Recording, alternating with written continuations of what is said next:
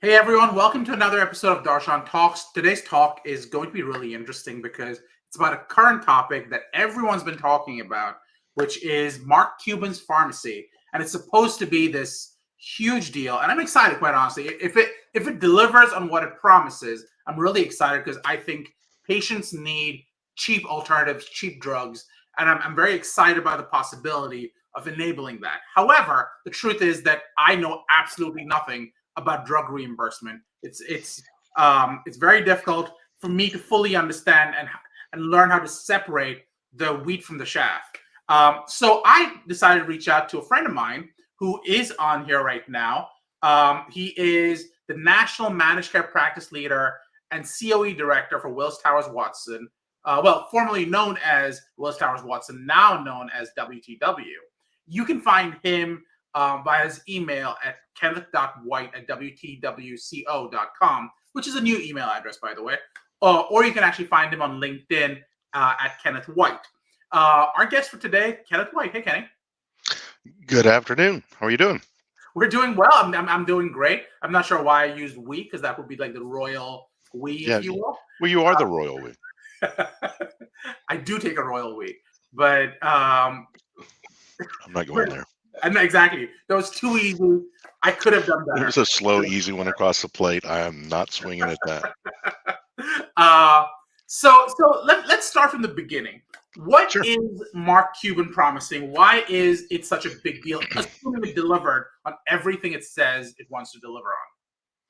Well, I mean, the first thing is Mark Cuban seems to be promoting Mark Cuban, which is not a bad thing. I mean, you create a public benefit company and then you name it Mark Cuban Cost Plus Drug Company, as opposed to just Cost Plus Drug Company, or think of a name, you put your own name on it.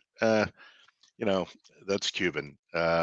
His you If you've watched Shark Tank much, or you follow the Dallas Mavericks or any of the other things that Cuban has been involved in, he's an entrepreneurial guy. He probably has an ego the size of Texas, and that's not a bad thing. A lot of entrepreneurial people do. Um, the concept behind what he's doing is not novel. It's called sourcing a product from manufacturers of the product and then selling that product to end users. So, So he claims that he wants to get rid of the middleman, but in fact, he is a middleman. You're not buying furniture directly from the warehouse, you're buying it from a furniture distributor. So, same thing with drugs. but then isn't he right in that if you get rid of at least some tiers of middlemen, because what pharma is rife with is way too many middlemen, whether we're talking about healthcare provider, sorry, Hold on a second. Pharma is rife with complicated pricing and reimbursement. okay. The fact that there are people in the middle, you know, sausage is not an attractive thing to watch being made, but if you like sausage, it's really good.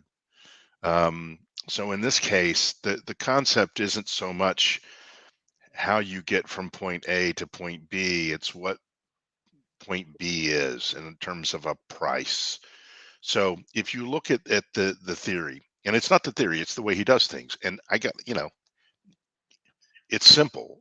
Simplicity is a wonderful thing in today's healthcare. So they source generic drugs. Mhm.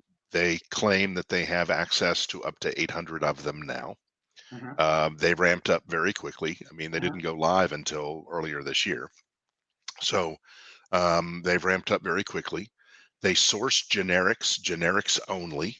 Mhm. Um, of the thousands and thousands of them that are out there, they have access to 800. They warehouse them. They acquire them from the manufacturer. They warehouse them, and then they increase the price by 15%, a 15% markup. They charge a 3% handling fee and a $5 mailing fee.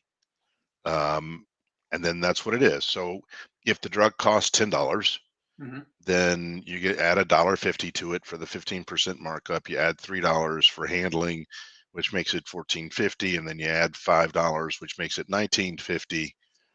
So, for a $10 drug, you're now paying $19.50. you know, that that's sort of like, it's free, but wait, you can get, if you order now, you can get two for the price of one if you'll just pay the, shipping and handling costs. Um, you realize, of course, that the MLR, the medical loss ratio allowed for managed care plans under the ACA is 15%.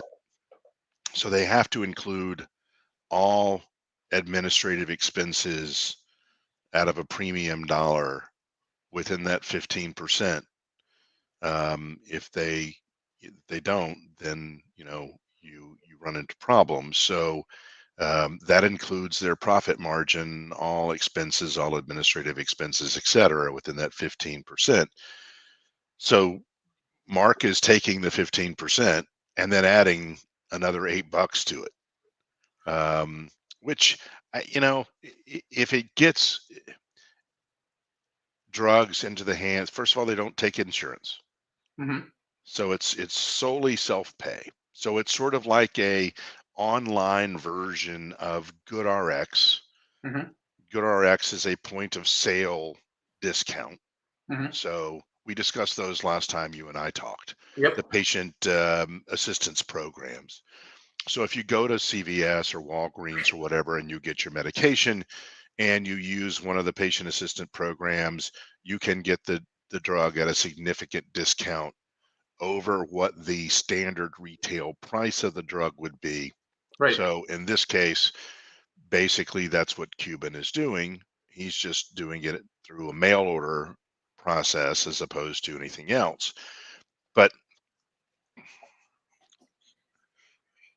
I'm Merck Right. or Pfizer. Sure. I'm selling medications. Right. So, well, let's pick another one. Let's name a big Teva. generic. Teva. So Teva. So I got, I'm selling generics. I mean, my goal is to sell the medication, right? I'm Right. manufacturing something. It's costing me something. I have to employ people. I have to have a hard cost and a place and regulatory costs and liability costs and everything else that goes into it. I have to sell my product at a certain price in order to break even and make a profit. Right. Okay. I can't sell that drug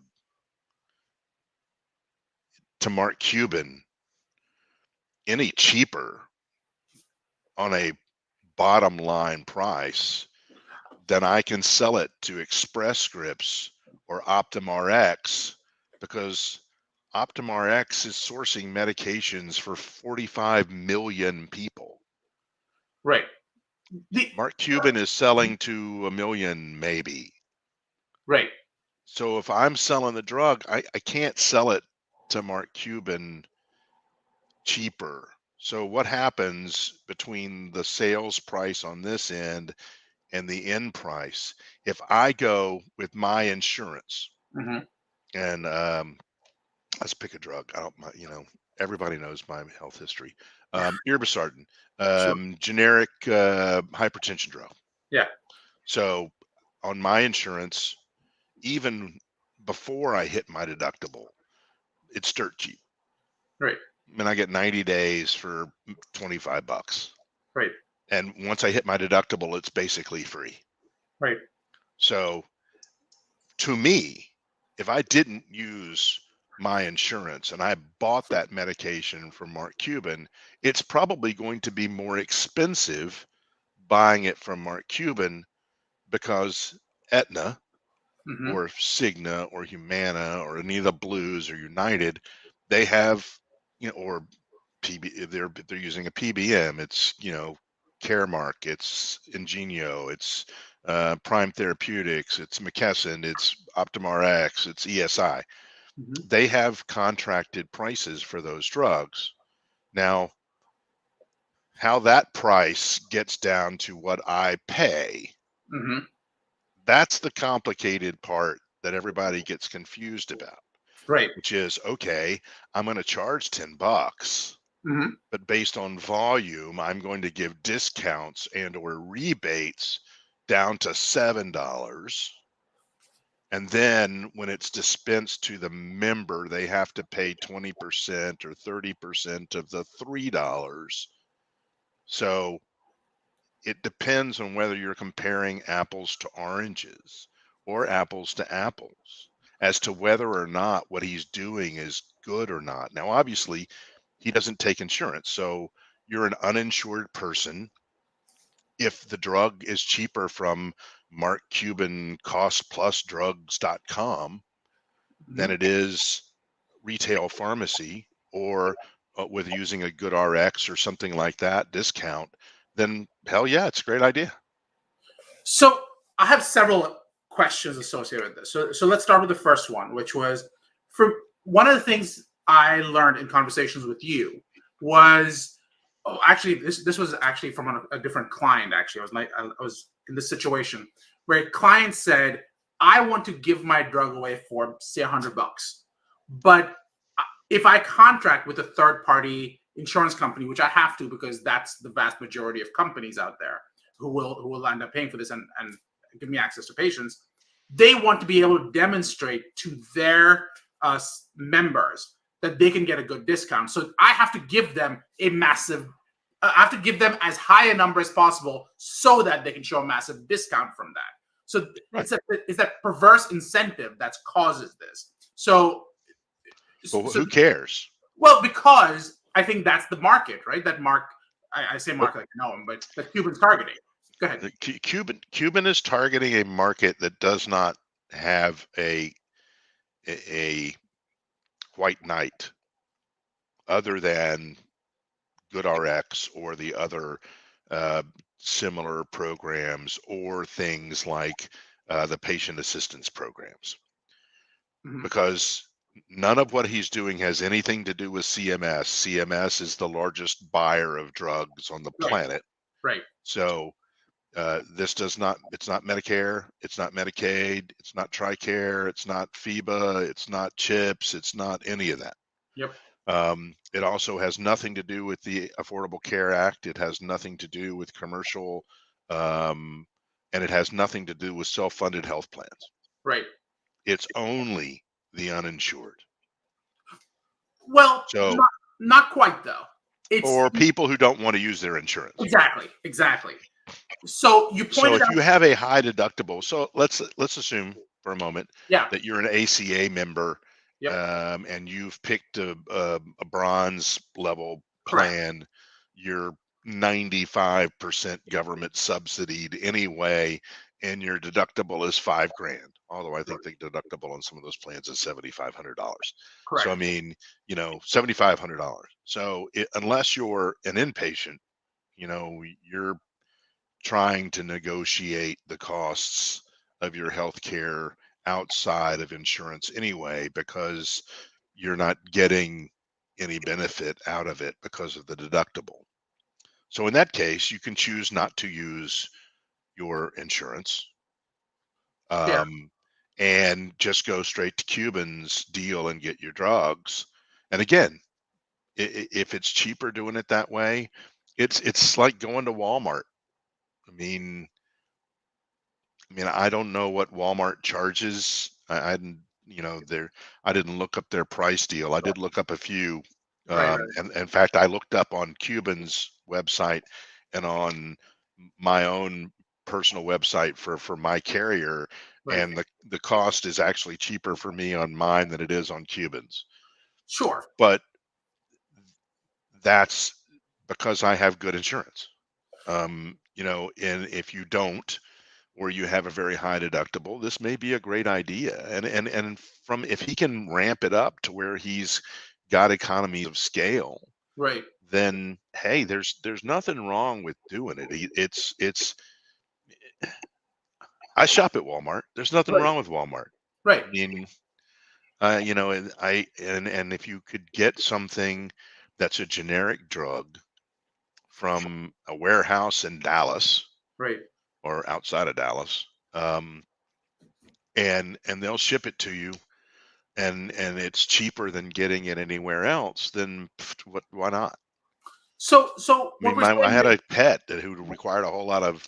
I used a company down here called Alavet, and that's okay, basically exactly what it is for pet medications. It's just a warehouse where they store them. And if I bought the same medications, at my, veterinarian, it was 4 times more expensive than if they ordered them online.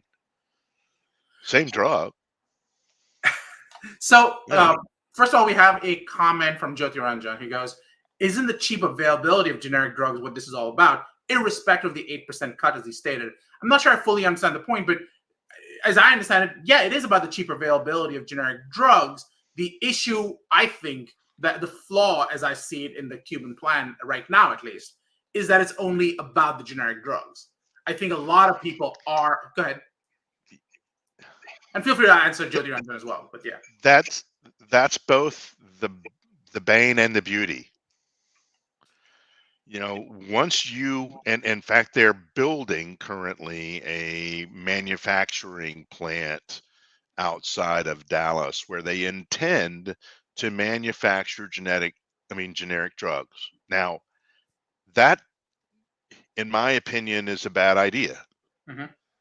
It's a bad idea because you take the simplicity of sourcing medications in bulk, making the process as streamlined and cheap as possible, and flipping those drugs for a stated price markup, handling fee, and mailing charge to something else. Because now you have to have licenses to manufacture the drugs. You run into issues of having FDA approval for the manufacturer of the drugs. You have massive issues with potential patent infringement lawsuits by the manufacturers of the other drugs. You have issues related to labeling. You have issues related to product liability that you didn't otherwise have. You have litigational risk. Um, you have recall issues. You have all sorts of things related to manufacturing something that before you just bought, Yeah. which is a sort of a misnomer. I mean, Cuban is a middleman Sure. until he starts manufacturing these things and then selling them directly. The problem is that he may not be able to manufacture them for less money than he's buying them now. Because if I'm buying from Teva's not just selling to me. Correct. I'm Mark Cuban. I'm not just buying drugs. Teva's selling to people who buy a ton more than I will ever buy. Right. Right. So I'm making 1 billion pills. Mark's getting 1 million of them. The Right. other 999 million are going somewhere else. Right. So the economies of scale related to that are huge.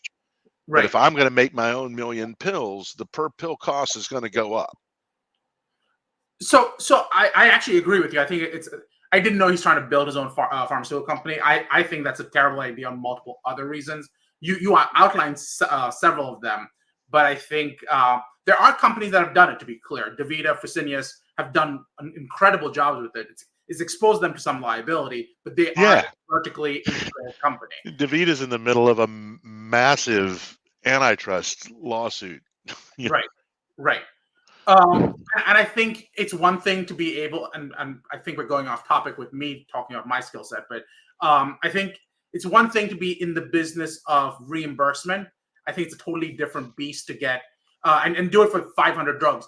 It would be next to impossible to have any manufacturing facility manufacture 50, 70, 100 drugs, do that for the tens of thousands of options out there, and you're asking for trouble because the cost of filing an ANDA and the like is just too prohibitive. Because right now I'm buying a product.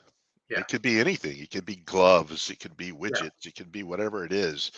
I'm buying it from somebody else that's already got a price. They're selling me the price. I'm negotiating the best price I can get. Yeah. I'm warehousing it over here. I'm getting prescriptions in. My only real administrative headache, other than sourcing the medications and logistically getting them out again, is managing the prescriptions. Yeah. I mean, you jump from that to something else, then your administrative costs are going to go through the roof, if nothing else. I mean, I was corporate counsel for a generic pharma company, so I've done this. I've been in that business. Having said that, I understand his thought process. His thought process is, as much as we can cut out the middleman, we reduce the actual cost. And I Yeah, think but he from is a a middleman. perspective, it's good. Right. He is a middleman. I mean, he's not until he starts making the stuff himself. He is a middleman. So let's take that next portion of it, right? So if he is the middleman, why is that necessarily a bad idea? Because It's if he not. still manages to keep the costs low, in the case of Not a 800, bad idea for the limited market that he's impacting. It's not a bad idea. His his thing is that he's disrupting and going to turn the entire industry on its head, and he's not. I so mean, the he's not issue is the touching. small market, He's touching a million out of 330 million patients. I mean, is he doing a bad thing? No, right? he's not. And if you can reduce the cost and provide a product that is necessary and needed to a group of people who don't have a better way of getting it for as little as possible in a transparent way, I applaud you. I think it's a great idea. There's nothing wrong with it at all. I just think that it's not the disruption to the industry that he envisions it being, because unless he is going to get into the insured market, at which time he may discover that the in cost to the member in terms of overall insurance. Because remember something, of the $400 billion in drug spend, that doesn't include, I don't think, the med pay part of that. So inpatient drug spend is actually almost as expensive as all outpatient drug spend put together. Plus 70% of all drug spend is on a very few limited drugs that very few people use. Right. So he's impacting a set of generics where large numbers of people use them. They are relatively cheap to start with. They're relatively available across the marketplace, and he's doing a good job. But I mean, there's no infusion drugs in there. There's no biosimilars in there. There's no synthetics in there. There's no hormones in there. There's no cancer drugs in there. There's no branded high-end medications in there. And that's where most of the money goes. So what I'm hearing you say is that who Mark is really disrupting is your Costco's, your Walmarts, and your GoodRx's of the world, not your Express Scripts, because they're the ones who are playing that cash market, if you will. And he's potential, and he's not even necessarily disrupting it as much as being a competitor for that market. Yeah. Um, Well, and like I said, there's nothing wrong with that. I mean, right. it's a good thing. I mean, if I don't have insurance, or I have insurance with a really high deductible where my medication is going to be, as his marketing says, people have to make a decision between the rent and the drugs. I Yeah. mean, that's a very, very tired statement. Everybody, including most Yeah. politicians, use it. But if I'm in a situation where I've either got no insurance because I didn't get it, Mhm. because it's available, or I'm one of those 90% subsidized people on an ACA program that's got a very big deductible that I can't afford, because why? I couldn't afford my insurance, so why would you think I could afford my deductible? That's sort of a comical thing about the ACA. But I mean, in that situation, so I'm not going to use my insurance. But I need to get the medication, and if I can get it cheaper through Mark Cuban's costplusdrugs.com or any other online pharmacy, um, it's great. I mean, it's transparent according to Mark. I don't know how much it. I hate to say this because I don't know the answer to the question. But I mean, there's a big difference between manufacturer suggested retail price and what an actual car dealer pays. And when they tell you that they're taking their cost and Right. we're increasing them by X, I don't know what their cost is, That's sort of like the PBM industry, and I don't know whether or not Mark Cuban's cost is, you know, done that way to where everybody could easily see exactly what they paid, for the pills that they are now selling you at 15+% plus the 3 plus the 5. If you can, great, wonderful. If you can't, then, I'm not sure it really matters as long as you can afford the end result. And same thing with insurance. I mean, if somebody wants to tell me that the drug cost $1 million and my cost at the end of the day was $30, then I really don't care about the $1 million. I So care about the $30. so yeah, and that's a fair point. So I guess let me ask you this question. One of the big headlines has been this idea that if Medicare would have used the Mark Cuban plan, they would have saved, I think, something like $300 million. What, could you explain how they came up with that number? If what you're saying is it doesn't quite work out that way. Well, first of all, if wishes were horses, we would all ride. Okay. All right. It's not the same analogy I used a little while ago, but I did want to use that in the public forum.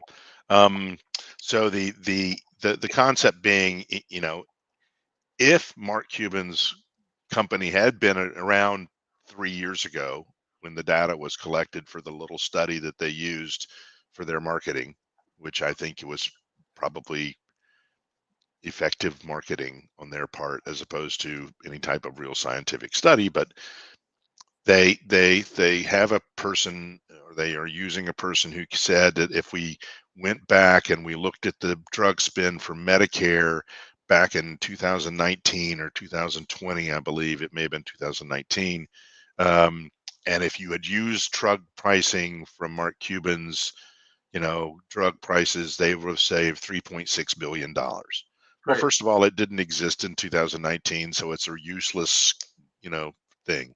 Second of all, Medicare, is under stringent legal and regulatory requirements so that they couldn't use Mark Cuban's place, even if it was then in 2019. So again, it doesn't matter.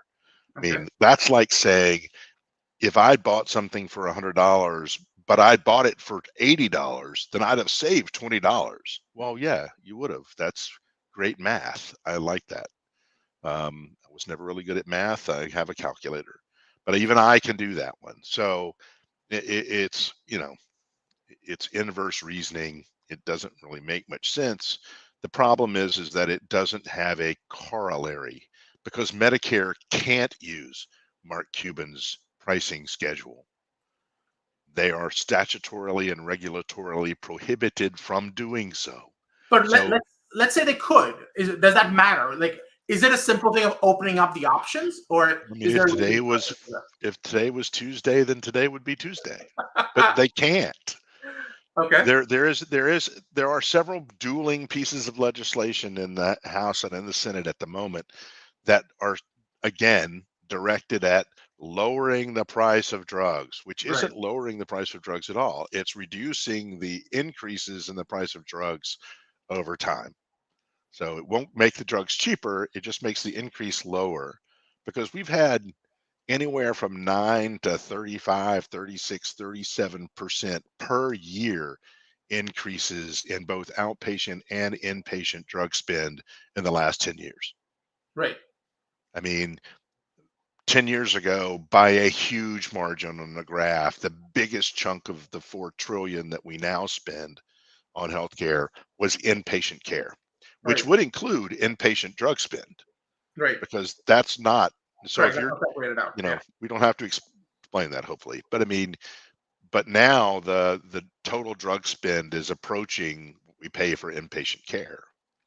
So it's going up significantly higher than regular cost across most services, not all, but most. So they're just trying to reduce the increases by allowing Medicare to quote unquote negotiate the prices of drugs because right now they pay for drugs based upon a formulaic methodology that does not include um, actual negotiation. It's like, this is what the cost of the drug is according to the formula, and we pay X using the mathematical formula to get to X. Right. I can't, Medicare, CMS can't go to Pfizer and go, okay, I want to buy this drug and I'm going to buy this much of it this year. I don't want to pay any more than this, Right. and skip the mathematical formula. They can't do that. Right. So unless they change the law or they change the regulations or both, they're stuck. So it's a lovely thing to say that if they had used this, they would have, but remember something, with insurance and with CMS to some degree, the quote unquote law of large numbers is at play. Right. The Tonstoffel principle as well. There ain't no such thing as a free lunch. We have to spread the cost of everything across a large pool so that you, who may not ever hopefully need cancer infusion drugs, part of what you pay in taxes for Medicare, Medicaid, et cetera, and part of what you pay in your healthcare premium is going to cover the infusion drug costs of someone else. Right. Right. So in insurance and in government financing, you're attempting to spread the cost across a much larger group of people. Whereas if you were sourcing the medications from a third party, from a manufacturer, and then flipping them to other people, as long as you're covering your overhead and whatever profit or retained earnings, because it's a public benefit company, your retained earnings are covered within that amount of money, then you do it okay, because you're not worried about any other type of expense. So is it fair to say that even if Mark may not, and I say this like he's the only guy doing this, he's sitting in the back filling drugs, but let's say Mark may not have the huge impact he wants because he's not addressing brand drugs, he's not really addressing as massive a population, because it's not really addressing the insured population in as much of the same way as one might think. He is forcing a conversation on something like the ability of Medicare and Medicaid to possibly begin negotiations, which they're not allowed to do, and that might drop the cost from pharma companies. I I will admit, after years and years of training and years in the legal field and years doing what I'm doing, I still just scratch my head. And as you can see, I've been pulling the hair out over how the government does things. Eh, if I'm Medicare and I have to buy all of these drugs from X, then I can go out to Mark Cuban and say, you source all my meds. Or they could do it at ESI, they could do it at OptumRx, they Right, could do it at anything and say, look, this is the price I want to pay. I want to pay this amount of money. The right. problem when you do it that way is that then these other drugs that are being subsidized by these other drugs are now no longer being subsidized. So so if I'm paying $100,000 for a drug and I can afford to sell you that drug for $100,000 because I'm making money off these other drinks, and now I'm not making money off the other things, so now my drug has to be $110,000, it may come out worse because the drugs that are going to be more adversely impacted are the more expensive ones. That is unfortunately being the market is being hammered a little bit because the drug companies gotten very, very smart at um, playing business structure pyramiding. So I have a holding company and I make a drug that I think has great upside potential, but may have some significant liability with it. I spin that drug off into a separate corporate entity. That separate corporate entity sells only that drug. Right. So if it all goes great, fine. The company makes a lot of money. The money funnels up the corporate tree, and we're all happy because we all own shares in Pfizer. Yeah. But if it all goes to hell in a handbag, then it's just that company that goes under. The rest of us are still floating fine Right. because that company, it has its corporate existence. If it has liability, then unless we can pierce the corporate veil, as they say, from a legal perspective, it's just that company that falls on its face, and the rest of the company is fine and dandy. Right. Um, so that makes things more complicated as well. But there's a reason why um, the government doesn't turn around and buy all of its paper pickup product from Walmart. Sure. Uh, you know, Paper. that's because the government goes out and buys it directly from the manufacturer, or it's sourced from some other place, or it's got a huge amount of politics and other stuff built into it, where it comes from and how it gets there, etc. Medication isn't a whole lot different. We I can have a mean, now you're in my sweet spot, and I can talk a lot about that. For example, I think a lot of people in the pharma industry wouldn't be happy about some of the stuff I say here. But the fact is that if what you're talking about is so you might land up for specific generic drugs, you might land up in a scenario where one drug is subsidizing the cost of another drug. Now, suddenly, if you put price caps on one, have you basically disincentivized the production of the other? yeah, The problem with that is if you've disincentivized it, either you make it at that lower cost, so it's not as profitable, but it is still profitable, or and if you do that, which is what, for example, a large portion of the developed world does, they say we'll just take lower prices. The alternative is that you can't make it, and then some other company comes in and says we'll make it for you. If there are patents in play, you start dealing with things like compulsory licensing. You start dealing with alternative sourcing, and in some cases, the FDA has even looked at drug reimportation. So all of which come onto the playing field. It's not a pleasant thought, and you do that enough, maybe there are other repercussions. But pharma in general has ways to address that. None of them are pleasant, but we have reached a point, I think, well, with I mean, drug there's a reason. I mean, the drugs that are available here at $10 are in fact sold in other countries for 2. Yeah, I exactly. mean, why is that? Well, I mean, a lot of it has to do with regulatory headaches and other things that aren't in place in other places that are in place here. And the other part is the way that the system works. It's not being it's in most other places, it's either being it's all, cash. It's all a cash basis, sale, or it's being sourced by the government. On that note, we're well beyond time, so we do need to call it. But Kenny, thank you again for coming on. This was You're amazing welcome. as always. I do want to say that the last video we did with Ken was very, very well received. One of the big reasons he came on is because his last video was one of the most seen videos, and he finally agreed to do one because someone else saw more Yeah, videos. I don't get that. Well, how in the hell, that's just not appropriate for someone else to be more watched than me, you know. I, And I I will say I like Shark Tank, but I'm not a Dallas Mavericks fan. But I don't, yeah, anybody that can come into a marketplace and manage to sell a product cheaper yeah, than someone else deserves to be looked at.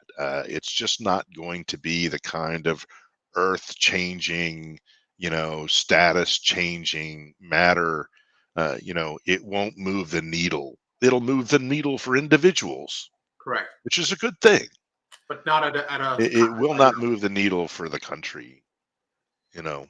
But maybe he forces the conversations, and that's pretty good. Yeah, well, a lot of those conversations have to take place in that domed building in DC. Yes, yes. Uh, Kenny, thank you again. This was All right. amazing. And if you have questions, please reach out to me, reach out to Kenny. We'd love to talk. If you could like, share, leave a comment, we would appreciate it. Thank Yep. you again. Thanks, Darshan. Take care.